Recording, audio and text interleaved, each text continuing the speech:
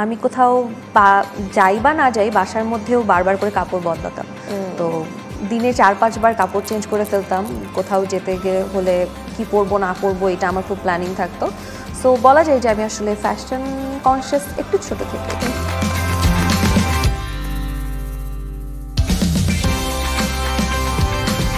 মার্কিন কবি well Stevens বলেছেন, শব্দহীন পরিবেশে সঙ্গীত মনের ভাঁজে ভাঁজে সুর ছড়ায়।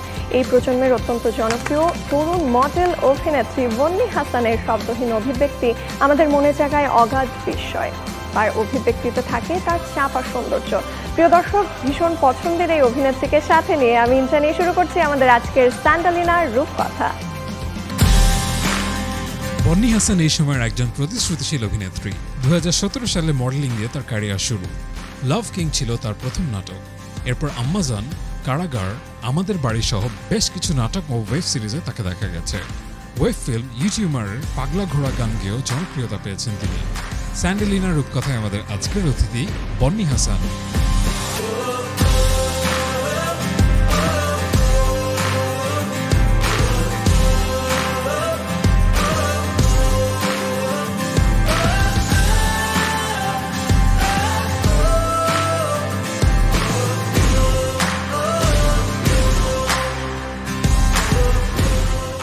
বন্নি, কেমন আছো? খুব ভালো আছি। তোমাকে দেখে ভীষণ সুন্দর লাগছে। কাকে বলছে? আমার খুব পছন্দের একটা শো এটা, প্রথমবারের মতো আসলাম, আমার ভীষণ ভালো লাগছে। তোমাকে অপূর্ব লাগছে অনেস্টলি। আমাদের এই যে সেটের রঙের পরে তোমার এই শাড়িটা বেশ পপ আপ করছে। এটা কি প্ল্যান করে পরে আসা? একটু তো বলা যায়। আজকে আমাদের ফার্স্ট অ্যানিভার্সারি। Happy anniversary. ও শিজ। এখন কি হবে? এখন হবে ফার্স্ট ওয়াশের 10 মিনিটস পাওয়ার ওয়াশিং এর ম্যাজিক। ফার্স্ট ওয়াশ ডিটারজেন্ট পাউডারের মাল্টি বুস্টার কাপড়ের যে কোনো দাগ ময়লাকে নিমেষে দূর করে এবং কালার গার্ড কাপড়ের রঙকে রাখে নতুনের মতন। সম্পর্কের রং থাকুক ফার্স্ট ডের মতন নতুন। আর জামা কাপড়ের জন্য ফার্স্ট ওয়াশ তো রয়েছেই, সাদার আরেক নাম ফার্স্ট ওয়াশ ডিটারজেন্ট পাউডার। কিন্তু দোটানায় ছিলাম কি পরবো ভেবেছিলাম একটু সাদার মধ্যে কিছু পরবো নাকি পিঙ্ক পরবো। তারপর হঠাৎ করে মনে হলো ওয়াই নট সামথিং কালারফুল। আচ্ছা, তোমাকে কি আমি জয়ী বলে ডাকতে পারি? I would love to hear that. কারণ ঈদের নাটক তিলোত্তমায় অভিনয় করার পরে জয়ী নামটা এত বেশি পপুলার হয়েছে যে অনেকে হয়তো ভুলেই গেছে যে তোমার নাম বন্নি। এই ব্যাপারটা কেমন লাগে, কতটা উপভোগ করো? ভীষণ ভালো লাগে। আমার এখনো খুব ভালো লাগে যে কোথাও হুট করে কারোর সাথে দেখা হলে অনেকেই জিজ্ঞেস করে যে তিলোত্তমা, জয়ী। তো আমি আসলে এই দুটো পরিচয় নিজের নামের থেকেও বেশি এনজয় করি, কারণ একটা চরিত্র হতে পারাটাই তো আসলে আমাদের সকলের স্বপ্ন থাকে যে মানুষ আমাদেরকে ওইভাবেই চিনুক, ওই চরিত্রটাকে খুব আপন করে নিই। তো আলহামদুলিল্লাহ এটাতে আমি খুব ভালো রেসপন্স পেয়েছি, এটাতে আমি ভীষণ খুশি। আমরা তো দেখেছি জয়ী ভীষণ ঠান্ডা মাথার একজন মানুষ, খুবই চুপচাপ শান্তশিষ্ট। আসলে তুমি কেমন? আমি আসলে কোনটাতে পড়ছি আমি এখনো জানি না, কারণ কখনো কখনো এমন হয় যে খুব ঠান্ডা থাকি, একদমই কথা বলছি না, খুব চুপচাপ, আবার মনে হয় কখনো কখনো একটু চটে যাই, দুটোই আসলে।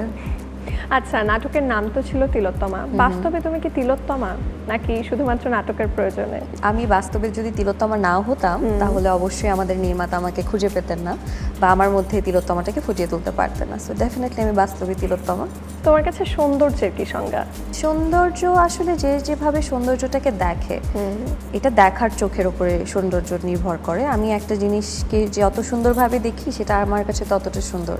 যেমন কবিরা এক একটা জিনিসের সৌন্দর্য এক একভাবে প্রেজেন্ট করতেন, তো আমার মনে হয় সৌন্দর্য ব্যাপারটা তাই। আচ্ছা, নিজেকে কতটা সুন্দরী বলে মনে হয়? যদি বলি নিজের স্টাইল স্টেটমেন্টটাকে একটু এক্সপ্লেইন করতে। আমার নিজেকে খুব সুন্দরী ওরকম কিছু মনে হয় না, তবে সুন্দরী মনে হয়, যেহেতু সবাই বলে। আলহামদুলিল্লাহ, এটা আল্লাহ তাআলার নিয়ামত অবশ্যই, তো আমি এটাকে অ্যাপ্রিসিয়েট করি, শুকরিয়া আদায় করি। তুমি তো ছোটবেলা থেকে নাচ করতে, কিন্তু কখন মনে হলো যে এবার ফ্যাশন সচেতন হতেই হবে? একটু যখন থেকে বুঝতে শুরু করেছি আমার মনে হয় তখন থেকে। স্কুলে পড়তাম, আমি কোথাও যাই বা না যাই বাসার মধ্যেও বারবার করে কাপড় বদলাতাম। তো দিনে 4-5 বার কাপড় চেঞ্জ করে ফেলতাম। কোথাও যেতে হলে কি পরবো না পরবো এটা আমার খুব প্ল্যানিং থাকতো। তো আমার বলা যায় যে আমি আসলে ফ্যাশন কনসিয়াস একটু ছোট থেকে। আচ্ছা, ছোটবেলায় তো স্বপ্ন দেখতে বড় হয়ে কোনো সুন্দরী প্রতিযোগিতায় অংশ নেবে, কিন্তু বড় হবার পরে সেই স্বপ্ন থেকে সরে এলে কেন? প্রায়োরিটি তো মানুষের চেঞ্জ হয়, রাইট? সো এটা ছোটবেলায় স্বপ্ন ছিল, আমি বলবো সেটা যে কোনো সময় হতে পারে। সৌন্দর্য প্রতিযোগিতা যদি সামনে থাকে, কখনো সুযোগ হয়, সব মিলিয়ে অবশ্যই। কিন্তু ব্যাপার যেটা যে আমাদের পড়াশোনা থাকে, অন্যান্য আরও অনেক কাজের কমিটমেন্টস থাকে লাইফে, রাইট? তো সৌন্দর্য প্রতিযোগিতা কিন্তু একটা বড় সময় নিয়ে হয়।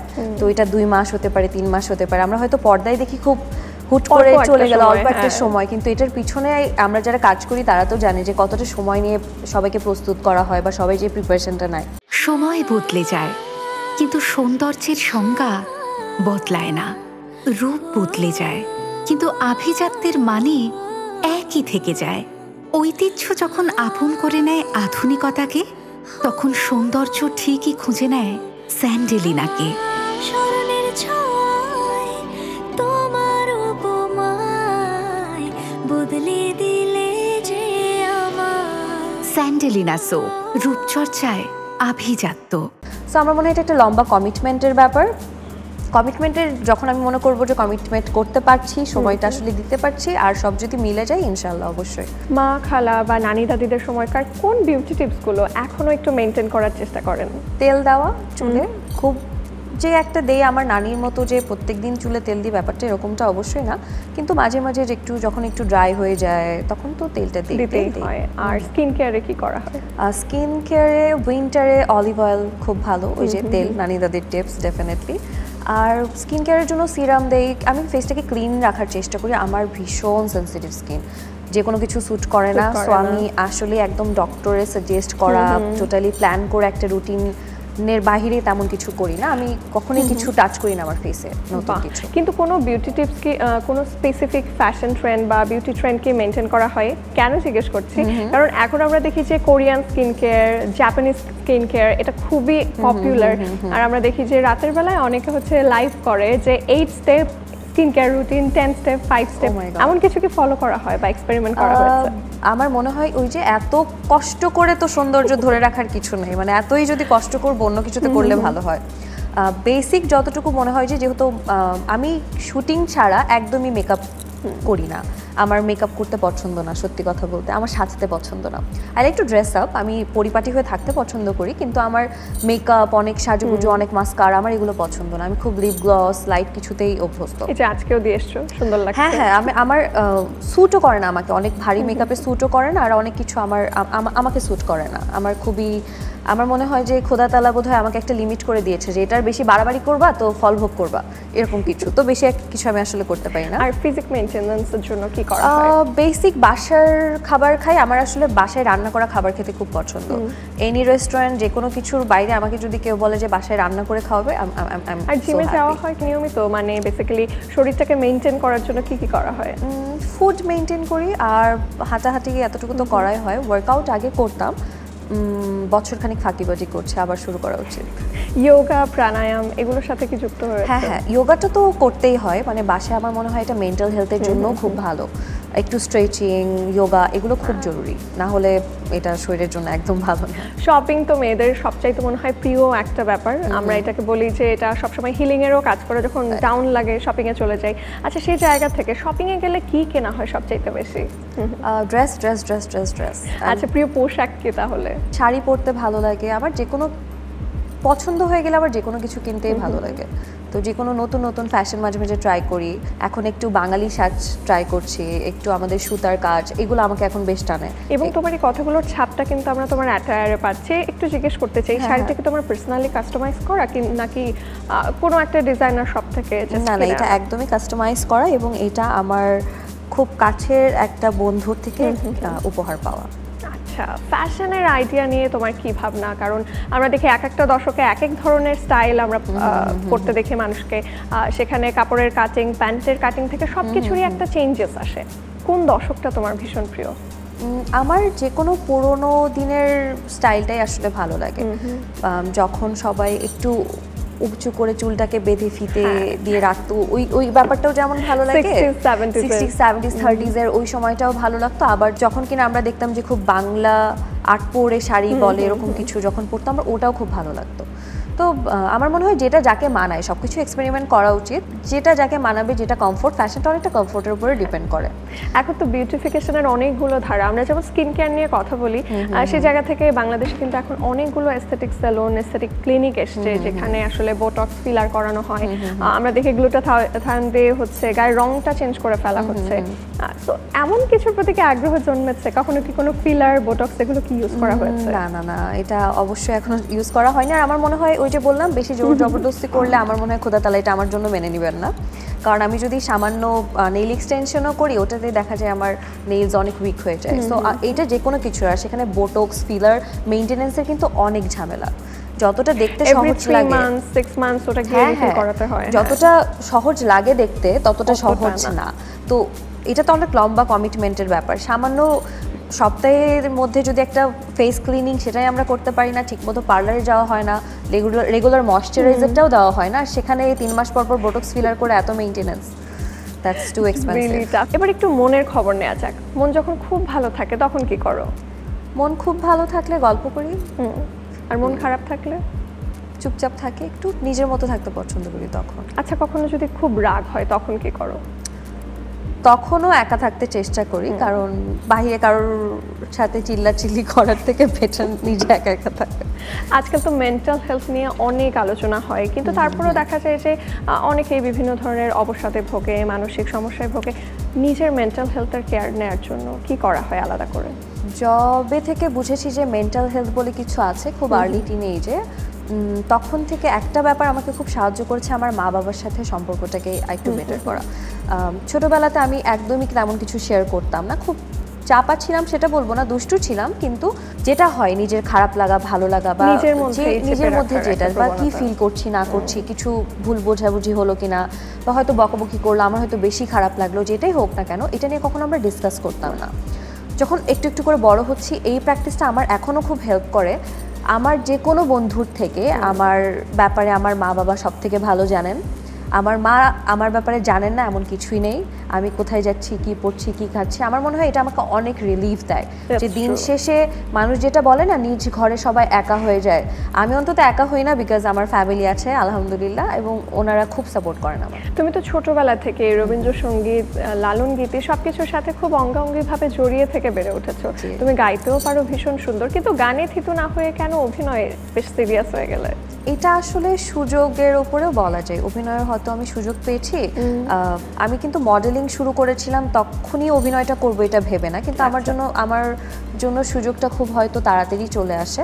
তারপরে আবার তো আমি একটা গ্যাপও দিয়েছিলাম, কিন্তু গানের সুযোগ হলে ইনশাল্লাহ, মানে যেটাই করি একটু ভালো তো করতে চাই। আমার মনে হয় গানটা হুট করে করার থেকে যেরকম 21-এ করেছি, একটু সময় নিয়ে করলে ভালো। সো ইনশাল্লাহ এই বছরের শেষে বা খুব তাড়াতাড়ি কিছু একটা আসতে যাচ্ছে। অনেকেই তো আজকাল অনলাইন থেকে প্রচুর শপিং করে, সেই জায়গা থেকে আসলে অফলাইনে শপিং তেমন একটা করা হয় না। তোমার কোনটা পছন্দ? এটা অনেকে বিশ্বাস নাও করতে পারে, আমার মনে হয় না আমি 6 মাসে অনলাইন থেকে কিছু কিনেছি। মানে বলা যায় যে অনলাইন শপিং এর ক্ষেত্রে তুমি অনেকটাই পিছিয়ে রয়েছো। আচ্ছা, কোথায় মূলত শপিং করা হয়, কোন কোন জায়গায়, এবং কি কি কেনা হয়? আমার খুবই পার্টিকুলার কিছু শপ আছে, আমি যেখান থেকে কাপড় কিনি আমি একদম সেখান থেকেই কাপড় কিনি। চেষ্টা করি যখন কোনো ডিজাইনারদের মেলা হয় অনেক ঈদের আগে বা যে কোনো প্রোগ্রামের আগে, তখন একবার যা যা পছন্দ হয় আমি একবারই কিনে ফেলি, বারবার করে আমার রোজ যাওয়া হয় না। তো যখন কিছু ভালো লাগে আমি এক্সট্রা কিনে রাখি, কারণ পড়তে তো হবে, কখনো না কখনো কাজে লাগে, সেটা শাড়ি হোক আর কাপড় হোক। আচ্ছা, দেখা যায় যে আজকাল তারকাদের বিয়ের সাজ দেখে অনেকে খুব ইন্সপায়ার হন, এবং তাদের অনেক তারকারা কিংবা সাধারণ মানুষরা তাদের বিয়েতেও সেই ধরনের সাজ পোশাক ফলো করে। তোমার এটা নিয়ে কি প্ল্যান? মানে নিজের বিয়ের সময় এমন কোনো তারকার থেকে কি ইন্সপিরেশন নেওয়ার প্ল্যান রয়েছে? না, আমি খুব একটা কাউকে ফলো করি না নিজে। আমার মনে হয় খুব সিম্পল কিছুই করব, কারণ এত বউ সেজে ফেলেছি শুটের জন্য, আমার নতুন করে আর বউ সাজার শখ নেই। আচ্ছা, প্রথম যখন বউ সেজেছিলে তখন কি মনে হচ্ছিল? তখন মনে হচ্ছিল এত মেকআপ কেন দিয়েছে আমাকে, কেমন লাগছে আমাকে দেখতে। আসলে এটাই মনে হয় এভরি টাইম। এখন তো বুঝে গেছি, কিন্তু শুরুর দিকে মনে হতো যে এটা ঠিক হচ্ছে কিনা, এটা হয়তো বা বেশি হচ্ছে কিনা, কারণ আমরা তো নিজের ফেসটা এখন বুঝে গেছি, শুরুর দিকে বুঝতাম না। সব মিলিয়ে জীবন কেমন উপভোগ করো? I love living, actually I love life. আমার মনে হয় যে প্রতিটা মুহূর্তেই মানুষের ভালো লাগা খারাপ লাগা তো থাকবে, কিন্তু আমি উপভোগ করি যেটাই হোক, ইটস আ জার্নি। তো আর নেচার, বিউটি, এটা আমাকে সব কিছু আমাকে ভীষণভাবে টানে। তোমার সাথে আড্ডা দিতে পেরে ভীষণ ভালো লাগছে, তবে আমাদের আড্ডাটা কি আরেকটু স্পাইস আপ করবো, গিয়ারটা একটু বাড়াবো, কারণ আমাদের এবারের রাউন্ড র্যাপিড ফায়ার।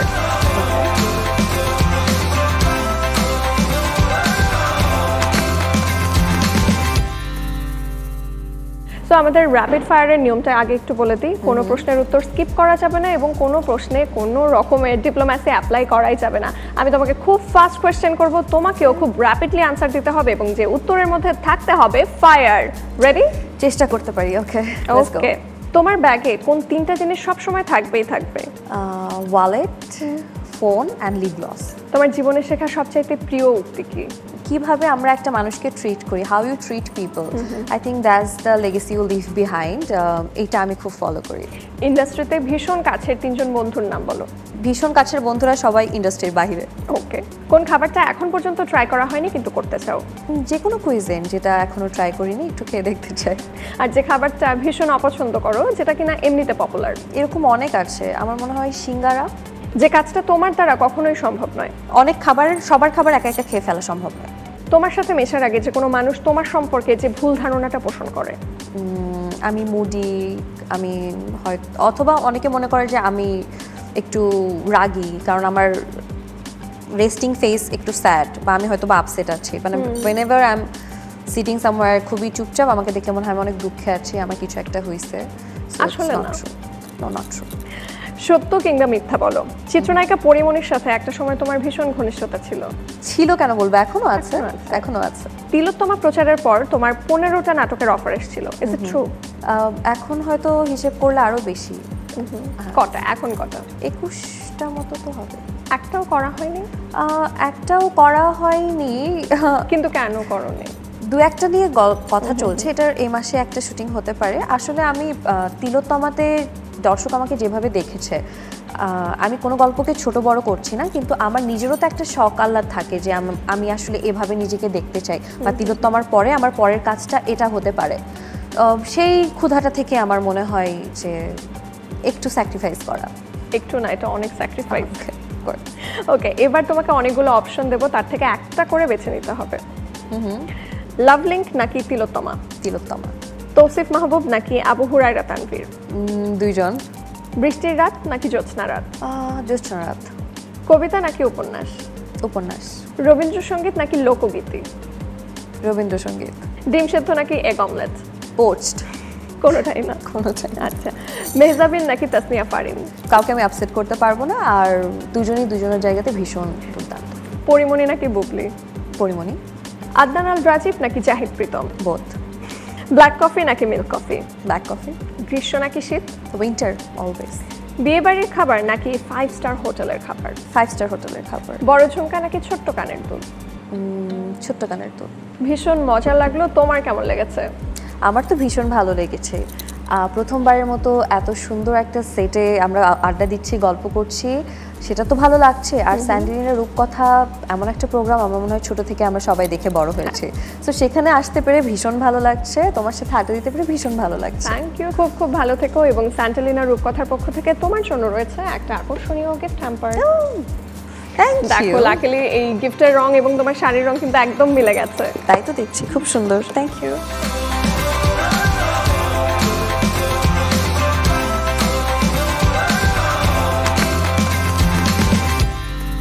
আমন্ত্রণ জানাচ্ছি রূপকথায়, সঙ্গে আছে আমি রাহিমা সুলতানা রিতা। আশা করি আপনারা ভালো আছেন।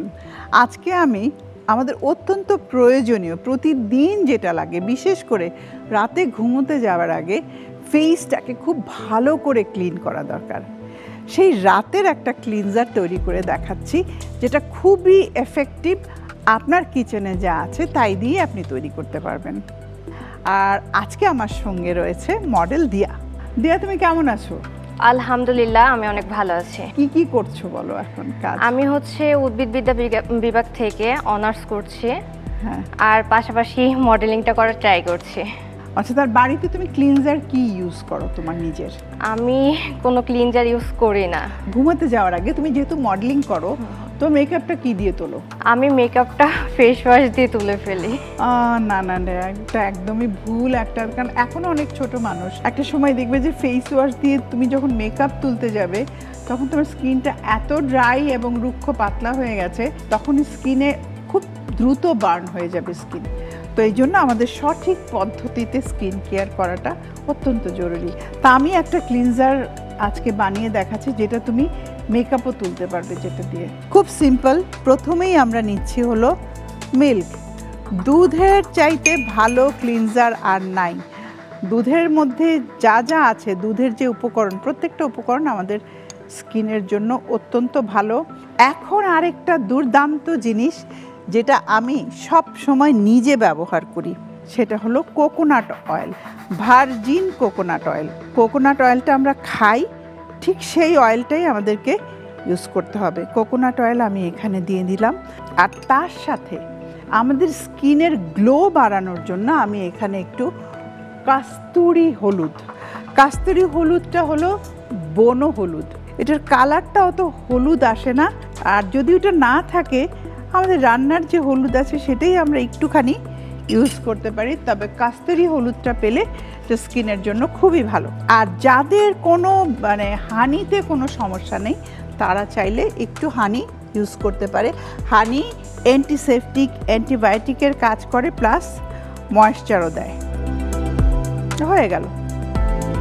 এইটা তুমি তৈরি করে আরামসে ফ্রিজে রেখে 1 মাস ব্যবহার করতে পারবে। এই দেখো, আমি জাস্ট একসাথে সব মিক্স করে দিচ্ছি। হয়ে গেল। আমি এখন একটা পাত্রে নিয়ে নিচ্ছি। এটা ফ্রিজে রাখলে আর একটু ঘন হয়ে যাবে, ক্রিমের মতো হয়ে যাবে। তুমি যখন বাইরে থেকে আসবে, জাস্ট আঙুল দিয়ে একটুখানি নিয়ে ফুল ফেসটা মাসাজ করে দেন পানি দিয়ে ধুয়ে নেবে। প্রথমে যদি তোমার মেকআপ থাকে, সেটা কিভাবে তুলবে সেটাও আমি দেখিয়ে দেব। প্রিয় দর্শক, তাহলে দেখুন আপনারা কেমন করে আপনাদের উপর অ্যাপ্লাই করবেন। এসো।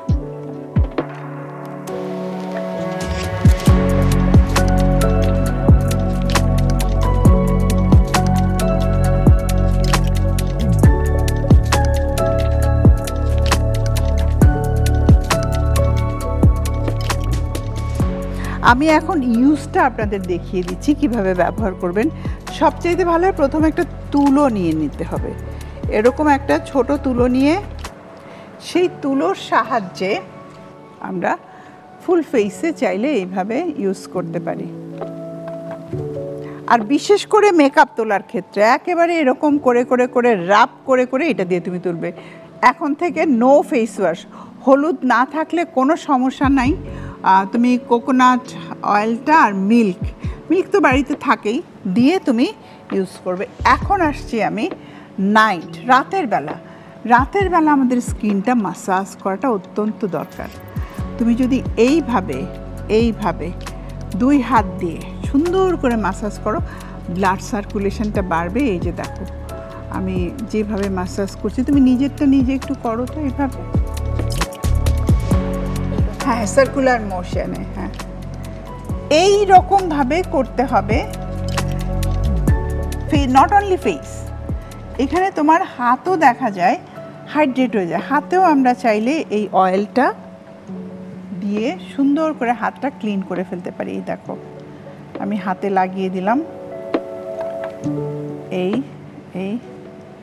এরপর এইভাবে ধরে ধরে ধরে ধরে সুন্দর করে মাসাজ। তুমি দেখছো আমি এখানে একটু অ্যারোমা অয়েলের সাথে ব্যবহার করেছি, তো একটা সুন্দর অ্যারোমাও কিন্তু আসছে নারিকেল তেল থেকে। অ্যারোমা আমাদের যে কোনো অ্যারোমা আমাদের যেটা হয় স্ট্রেসটাকে রিলিফ করে। যতটা সম্ভব স্ট্রেস কম রাখতে হবে। আমি এখন মুছে নিচ্ছি।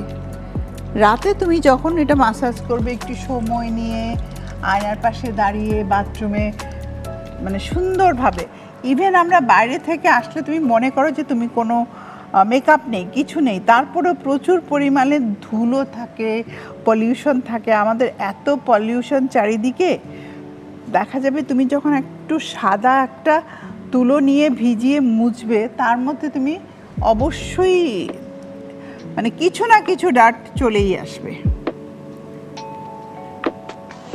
কিছু ময়লা হয়ে যাবে। বিশেষ করে যেহেতু আমি অয়েল ইউজ করেছি, তো অয়েলের কারণে এটা কিন্তু একটু অয়েলি ভাব থাকছে। আমি হাফটা অয়েল ইউজ করেছি, হাফটাতে করিনি। এরপর তুমি যখন বাড়িতে ব্যবহার করবে, আপনারা যখন বাড়িতে ব্যবহার করবেন, যাদের আমি বলবো সব স্কিন, এটা ছেলে মেয়ে উভয় ইউজ করতে পারেন। একসাথে একটা কৌটায় করে রেখে দিলেন কোকোনাট অয়েল অ্যান্ড মিল্ক। আপনি অল্প কিছু টাকা খরচ করে একটা চমৎকার ক্লিনজার বানিয়ে ফ্রিজে 1 মাসের জন্য স্টোর করতে পারেন। আপনি বাইরে থেকে এসেই একটু তখন ফ্রিজে জমে যাবে, বের করে রেখে একটু ক্রিমের মতো খুব ভালো করে মাসাজ করে বেশি করে পানি দিয়ে ধুয়ে আপনার স্কিনের ধরন অনুযায়ী মানে যে কোনো ময়শ্চারাইজার আপনি লাগিয়ে নিতে পারেন। তবে অয়েলি স্কিনের জন্য ওয়াটার বেস, আর যাদের ড্রাই স্কিন তারা অয়েল বেস ময়শ্চারাইজার লাগাবেন। তোমার কেমন লাগছে, এই মানে ফিলিংটা কেমন লাগছে বলো? অনেক ভালো লাগছে আপু। আচ্ছা, ফেসটা কেমন ফিল করছো? ফেসটা অনেক স্মুথ লাগছে আমার। ভালো লাগছে? হ্যাঁ, ভালো লাগছে। আশা করি তুমি আর ফেস ওয়াশ দিয়ে এখন থেকে মেকআপ তুলবে না, মিল্ক আর অয়েল, কোকোনাট অয়েল রেখে দিবে, সেটা দিয়ে তুলবে। ঠিক আছে আপু, অসংখ্য ধন্যবাদ আপনাকে। তোমাকেও অসংখ্য ধন্যবাদ আমাকে সময় দেওয়ার জন্য। প্রিয় দর্শক, আপনারা সবাই ভালো থাকবেন। আর সবচাইতে বড় একটা জিনিস, যতটা সম্ভব পরিবেশ পরিস্থিতি আপনাকে যতই অস্থির করে তুলুক না কেন, আপনি স্ট্রেস কম রাখার ব্যবস্থা করবেন, কারণ স্ট্রেস নিয়ে কোনো লাভ নেই। নিজেকে আনন্দে রাখবেন, ভালো থাকবেন।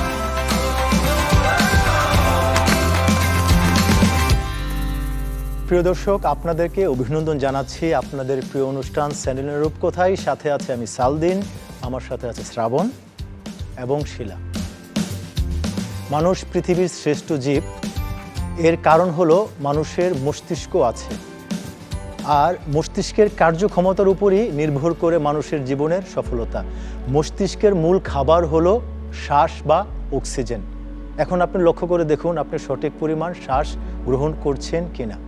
সেজন্য আমরা মস্তিষ্কের কার্যক্ষমতা বৃদ্ধি করবার জন্য প্রথম যেটিকে নিশ্চিত করতে হবে সেটি হলো অক্সিজেন পরিমাণ সঠিকভাবে সাপ্লাইটা আমাদেরকে মস্তিষ্কে পাঠাতে হবে। সেজন্য আমরা চোখ বন্ধ করে গভীরভাবে শ্বাস গ্রহণ করব এবং ধীরে ধীরে শ্বাস ছাড়ব। এই প্রক্রিয়াটি অনুসরণ করে মনকে শান্ত করব। আমাদের মস্তিষ্ক মূলত ক্ষতিগ্রস্ত হয় যখন আমরা মনকে অস্থির করে ফেলি। মন যখন অস্থির হয় তখন আমাদের ভিতরে এসএনএস কিংবা সিম্প্যাথিক নার্ভাস সিস্টেমটি বেশি অ্যাক্টিভেট হয়ে যাওয়ার ফলে আমাদের ভিতরের ভারসাম্য সঠিক না থাকার ফলেই কিন্তু সবচেয়ে বেশি ক্ষতিগ্রস্ত হয় মস্তিষ্ক, কারণ মস্তিষ্কের নিউরনসগুলো সবচেয়ে বেশি সূক্ষ্ম। সেজন্য আমরা এটিকে ডেভেলপ করতে হলে আমাদেরকে ধ্যান কিংবা মেডিটেশন করতে হবে। আমরা এটি একটি সুন্দর জীবন গ্রহণ করবার জন্য এটিকে আমরা জীবনের অংশ হিসেবে সবসময় অভ্যাসের মাধ্যমে চর্চা করে আসব। ধ্যান হলো একটি সহজ প্রক্রিয়া, জাস্ট আপনি চোখ বন্ধ করে মনের চিন্তাগুলোকে একটি জায়গায় নিবিষ্ট করবেন। এটি 2-4-5 মিনিট যথাসময়ে করবার পর আমরা মস্তিষ্কের কার্যক্ষমতা বৃদ্ধি করবার জন্য আমরা একটি প্রাণায়ামা করব। এই প্রাণায়ামাটার নাম হলো অল্টারনেটিভ নোস্টাল ব্রিদিং। সেজন্য আমরা ডান হাতের বৃদ্ধাঙ্গুলি দিয়ে ডান নাক বন্ধ করে বাম নাক দিয়ে গভীরভাবে শ্বাস গ্রহণ করব। সবটুকু শ্বাস গ্রহণ করবার পর বাম নাক বন্ধ করে ধীরে ধীরে ডান নাক দিয়ে ছাড়ব। সবটুকু শ্বাস ডান নাক দিয়ে ছাড়বার পর আবার সবটুকু শ্বাস ডান নাক দিয়ে গ্রহণ করে ডান নাক বন্ধ করে বাম নাক দিয়ে ধীরে ধীরে শ্বাস ছাড়ব। প্রিয় দর্শক, এই প্রাণায়ামটি আপনি কমপক্ষে 12 থেকে 14 রাউন্ড করবেন। এটি একটি উৎকৃষ্ট ব্রেনের ব্যায়াম, কারণ আমাদের অন্যান্য প্রাণী থেকে আমাদের পার্থক্য হলো ফ্রন্টাল লোব। আমাদের ফ্রন্টাল লোবে দুটি অংশ আছে, রাইট হেমিস্ফিয়ার এবং লেফট হেমিস্ফিয়ার। মূলত এটির কার্যক্ষমতার কারণেই প্রাণী থেকে মানুষরা আলাদা। আর এর ফলে আমরা যখন বাম নাক দিয়ে শ্বাস গ্রহণ করি আমাদের রাইট হেমিস্ফিয়ার অ্যাক্টিভেট হয়, এবং যখন আমরা ডান নাক দিয়ে শ্বাস গ্রহণ করি আমাদের লেফট হেমিস্ফিয়ার অ্যাক্টিভেট হয়, যার ফলে আমাদের মস্তিষ্কের কার্যক্ষমতা বৃদ্ধি পায়। এটি আমরা করবার পর আমরা আসন করব। যে আসনটিও এমনভাবে ডিজাইন করা হয়েছে যেন আমাদের মস্তিষ্কের মধ্যে ব্লাড ফ্লোয়িং সরবরাহ বৃদ্ধি করে অক্সিজেন প্রবাহ বাড়াতে পারে। সেজন্য আমরা দুটি আসন দুজন করবে। শ্রাবণ দেখাবে আমাদের সর্বাঙ্গসনা বা শোল্ডার স্ট্যান্ড, সেজন্য পিঠের উপর শুয়ে পড়বে। আর শিলা আমাদেরকে দেখাবে হেড স্ট্যান্ড। প্রিয় দর্শক, দুটি আসন এমনভাবে করা হয়েছে যারা যেটি পারবেন তারা সহজেই করতে পারবেন। আমি দেখাচ্ছি সর্বাঙ্গসনা, এটি সহজে সবাই যদি এতটুকু না করতে পারেন তাহলে এটা যতটুকু সম্ভব যদি সম্পূর্ণ হয়, যদি কারো সম্পূর্ণ না হয় তাহলে আপনারা অর্ধেকও করতে পারেন। প্রিয় দর্শক, লক্ষ্য রাখেন এর ফলে কিন্তু আমাদের শরীরের সমস্ত চাপটুকু মাথার মধ্যে বা মস্তিষ্কের মধ্যে চাপ হওয়ার ফলে কিন্তু আপনি শ্বাস গ্রহণ করবার ফলেই ইন্ডিভিজুয়াল এই জায়গাগুলোতে আমাদের শক্তিশালী অবস্থাটা সৃষ্টি করবে। তো এটা সম্পূর্ণ অনেকে না করতে পারলে অনেকে যতটুকু সম্ভব হাঁটু ভেঙে বা আমাদের উদ্দেশ্য থাকবে যেন আমরা সহজভাবেই আমাদের ব্লাড সার্কুলেশনগুলো আমাদের ফ্রন্টাল লোব এরিয়াতে আমরা পৌঁছাতে পারি। ঠিক এখানে করবার পর আমরা সবাসনায় বিশ্রাম নিব। আর যারা হেডস্ট্যান্ড করতে পারবেন ঠিক এইভাবে, হেডস্ট্যান্ড হলো মস্তিষ্কের বিশেষ করে ফ্রন্টাল লোবের জন্য পৃথিবীতে চমৎকার অতুলনীয় একটি এক্সারসাইজ। ঠিক আপনি চেষ্টা করবেন। প্রিয় দর্শক, লক্ষ্য রাখুন এর ফলে কিন্তু আমাদের শরীরের সমস্ত ব্লাড সার্কুলেশন নিচে হবার ফলে আমাদের ফ্রন্টাল লোবে অ্যাক্টিভেশন বৃদ্ধি পায়।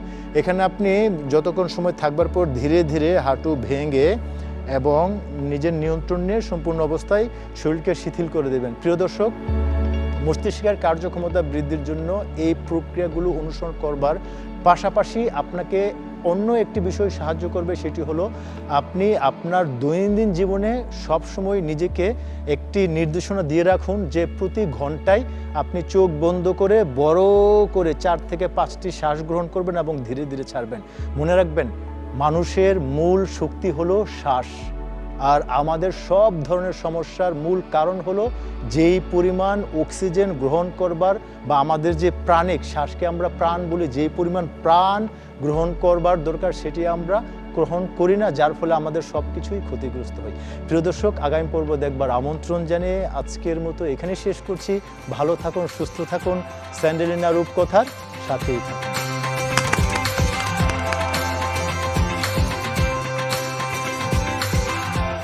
প্রিয় দর্শক, আশা করি সবার ভীষণ ভালো লেগেছে আমাদের আজকের পর্ব। প্রিয় তারকার সাথে জমজমাট আড্ডা দিয়েছি, তেমনিভাবে আপনাদের সবার জন্য ছিল পছন্দের সব বিউটি টিপস এবং নতুন নতুন কিছু ইয়োগা টিপসও। আগামী পর্ব দেখার আমন্ত্রণ রইল। সে পর্যন্ত সবাই অবশ্যই ভালো থাকবেন, সুস্থ থাকবেন, সুন্দর থাকবেন এবং দেখতে থাকবেন মাছরাঙা টেলিভিশন।